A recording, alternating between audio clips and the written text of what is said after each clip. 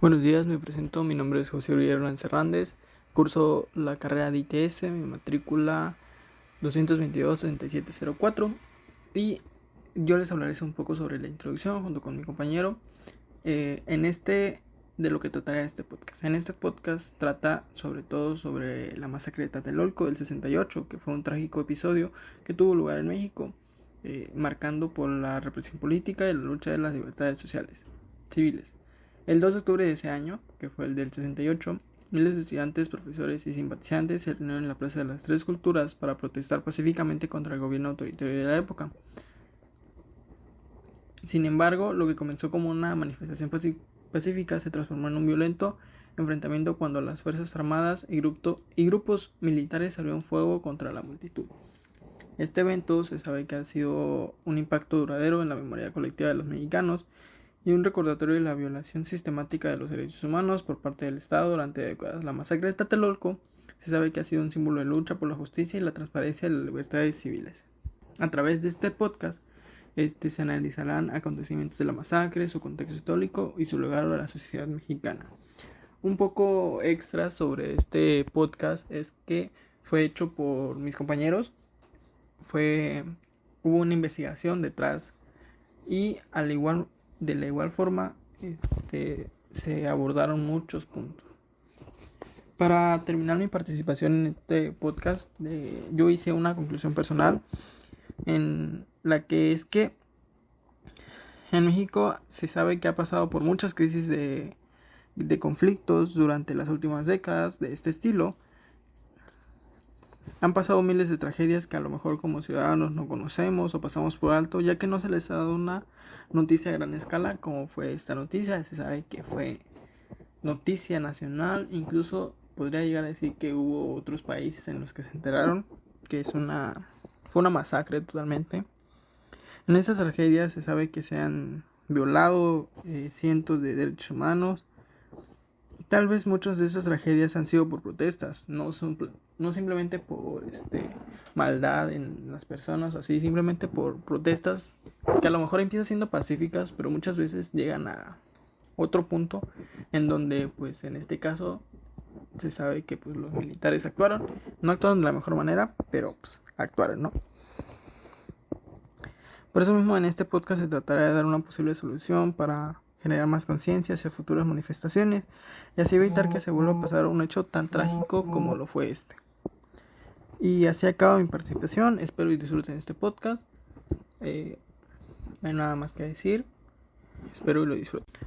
A continuación les dejo con mi compañero para que dé su punto de vista y un poco más de información acerca de esto. Buenas tardes, mi nombre es Gael Isaías García Venegas.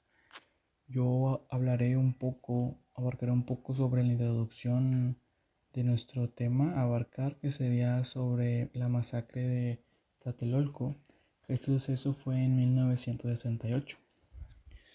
Yo diría que este punto representa un quiebre entre la relación del Estado y la ciudadanía, al mostrar qué tan dispuesto está a llegar el gobierno de México para mantener el control y a dar a entender que va a sofocar cualquier intento de transformación social. Obviamente esta represión fue brutal, que quedó marcada por los mexicanos más que nada, y fue un periodo marcado por movimientos estudiantiles. En este reporte o podcast vamos a adoptar un enfoque más reflexivo, narrativo también, obviamente no solo para explicar todos los sucesos que acontecieron, sino para fomentar un poco más la comprensión sobre este tema. Además, obviamente como parte fundamental está nuestro análisis y vamos a proponer algunas soluciones pues pacíficas para evitar que en futuros movimientos o cualquier cosa, pues evitar que se vuelva a repetir este suceso. Y mis siguientes compañeros van a exponer esta propuesta. Obviamente fue creada por todos los integrantes del equipo y busca pues contribuir y ofrecer la reconciliación, el diálogo, ofreciendo pues que promueva la paz y obviamente el respeto de los derechos humanos en la sociedad pues actualmente, ¿no? En la sociedad actual. Mi conclusión personal sobre esto fue que pues esta fue una masacre que representa, como dije anteriormente, un punto crucial en la historia de México, relevando brutalmente la disposición del Estado para mantener el control a través de la represión violenta. Y bueno, también pienso que la propuesta de una solución pacífica y respetuosa de los derechos humanos subraya la importancia de evitar tragedias muy similares que se repitan, obviamente promoviendo la reconciliación en la sociedad. Eso sería todo de mi parte y muy buenas tardes. Buen día compañeros, mi nombre es Francisco Antonio Martínez de la carrera de Mecatrónica con matrícula 222-6633. La marcha del 2 de octubre de 1968 fue la respuesta de varios grupos sociales, principalmente estudiantes de la UNAM y del IPN, pero no solo ellos, también estaban involucrados varios sindicatos de trabajadores y de obreros. Esto fue la respuesta de la represión ejercida por el gobierno, que se caracterizó por la detención masiva y arbitraria e ilegales que estos hacían. El movimiento fue dirigido por un organismo que se llama CNH, el Consejo Nacional de Huelga, que coordinaba huelgas y protestas de diversas universidades. Este se convirtió en el principal órgano del movimiento. El detonante de todo esto fue la intervención que tuvo la fuerza policial en una serie de enfrentamientos de diferentes escuelas. En la escuela vocacional 5 y la escuela preparatoria particularizada hubo una riña donde la policía intervino de manera brutal. Esto hizo que la tensión en los alumnos creciera y los llevara a realizar la manifestación. Los estudiantes tenían varias demandas, como una de ellas era la disolución del cuerpo de granaderos, el grupo paramilitar encargado de la represión de los manifestantes. Ante esto el gobierno de Díaz optó por la represión y realizó la toma paramilitar de la UNAM y de la IPN. Este justificó el uso de la violencia para mantener el orden e etiquetó al movimiento estudiantil como una amenaza a la estabilidad del país. Este acto no solo reflejó que no le importaban los derechos humanos, sino que priorizaba la estabilidad política ante cualquier cosa. El 2 de octubre se llevó a cabo dicha marcha en la Plaza de las Tres Culturas de Tlatelolco, en la Ciudad de México. Este tuvo miles de simpatizantes con el objetivo de reafirmar las demandas impuestas previamente, como lo eran las garantías para la libertad de expresión y manifestación y reunión pacífica que no se tenían en ese entonces, y el cese de la represión violenta de las protestas. La ya antes mencionada desaparición del cuerpo de granaderos, una educación pública gratuita y de calidad, así como mejores condiciones para maestros y estudiantes. Que se detenga el abuso de poder por parte de la fuerza de seguridad, que algo que era muy común en esa época, y en su momento la liberación de políticos presos detenidos durante las protestas. Cabe recalcar que todo esto se llevó a cabo de manera pacífica aquel 2 de octubre de 1968. Mi nombre es Alejandro Torres Rodríguez y voy a contar qué pasó. El 2 de octubre de 1968, una manifestación llevada a cabo en la Plaza de las Tres Culturas, en Tlatelolco, por y para estudiantes simpatizantes que se reunieron a protestar pacíficamente. Esa noche no se esperaban que el ejército y la policía, junto a un grupo de paramilitares desconocido en aquel momento, que actualmente se conoce como el Batallón Olimpia, los cuales se caracterizaban por llevar un pañuelo blanco o un guante, rodearon la plaza y comenzaron a disparar. Aunque el número exacto de víctimas no se ha conocido hasta la fecha, se estima que miles de personas, tanto como estudiantes y manifestantes, o civiles que incluso solamente estaban en la zona, fueron asesinados. Los disparos comenzaron un poco después de que un helicóptero lanzara bengalas para distraer y causar caos en la manifestación. Olimpia, que iba vestido de civil, se infiltró entre los manifestantes y ayudó a desatar el caos aparte de las bengalas. Los cuerpos de las víctimas, tanto como estudiantes y manifestantes, fueron retirados rápidamente. El gobierno minimizó los hechos declarando que los estudiantes habían sido provocadores, la represión y la censura mediática posteriores. Esto se llevó a cabo gracias a que el Batallón Olimpia iba vestido de civil, tanto así que se creía que los manifestantes eran los mismos que habían causado el caos. Esto se llevó a cabo ya que los Juegos Olímpicos estaban cerca, se podían permitir una manifestación de este tipo.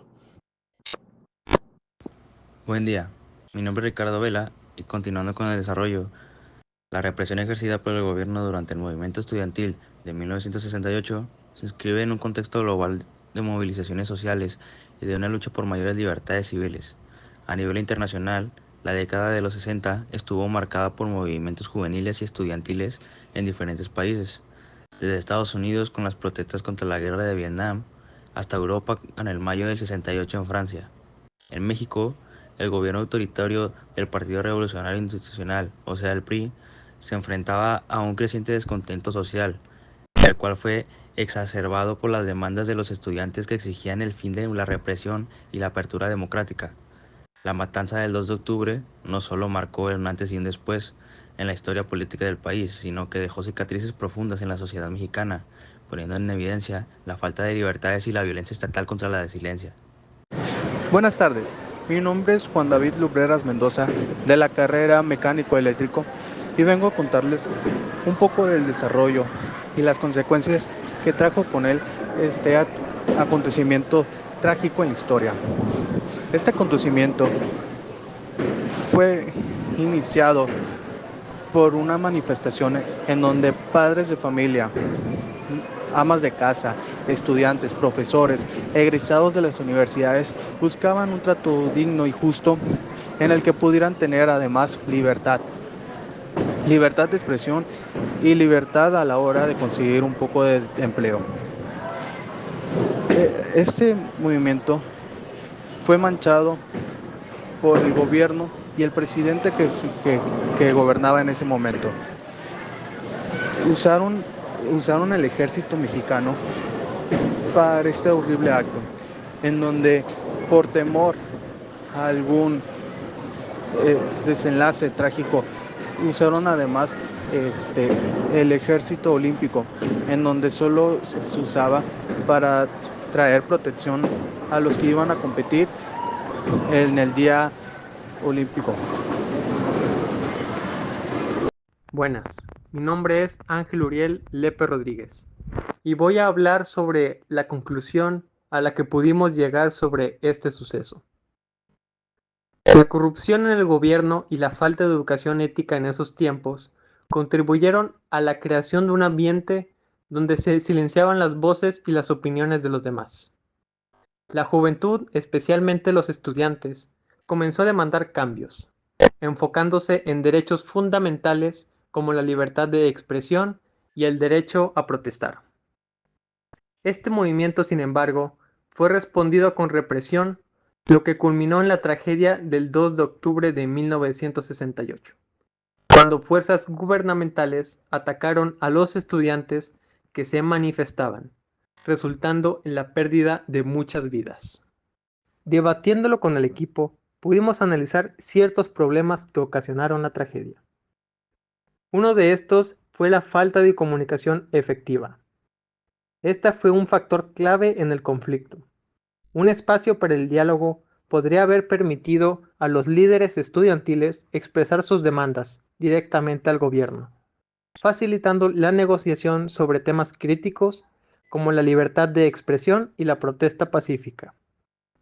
Establecer comités que incluyeran representantes tanto del gobierno como de los estudiantes podría haber ayudado a canalizar las inquietudes y propuestas de ambas partes. Estos comités actuarían como mediadores y contribuirían a la comprensión mutua. Buenas tardes, mi nombre es Javier Camero Mercado y continuando con la conclusión de las posibles soluciones es al fomentar el respeto y la escucha activa, poder, ya que crear un ambiente de respeto en el que se valoraran las preocupaciones de los estudiantes, podría haber transformado el enfoque de las autoridades. La escucha activa de estas inquietudes podría haber generado propuestas constructivas que beneficiarían a ambas partes. Y otra sería la implementación de medidas concretas para la libertad de reunión. Pues ya que garantizar la libertad de reunión y pues proporcionar espacios seguros para el debate podría haber facilitado un ambiente propicio para la discusión pacífica. Esto podría haber contribuido a la resolución de conflictos sin recurrir a la violencia y la relevancia actual. Las elecciones del 68 son pues relevantes hoy en día, especialmente en el contexto de movimientos sociales actuales. Por ejemplo, en la lucha por los derechos de las mujeres, ya que se están promoviendo en un entorno en el que se puedan expresar problemas e inquietudes. Y en la creación de los foros de diálogos, como también comités inclusivos y el fomento de respeto y la escucha activa, son prácticas que pueden ayudar a abordar conflictos sociales y generar cambios significativos.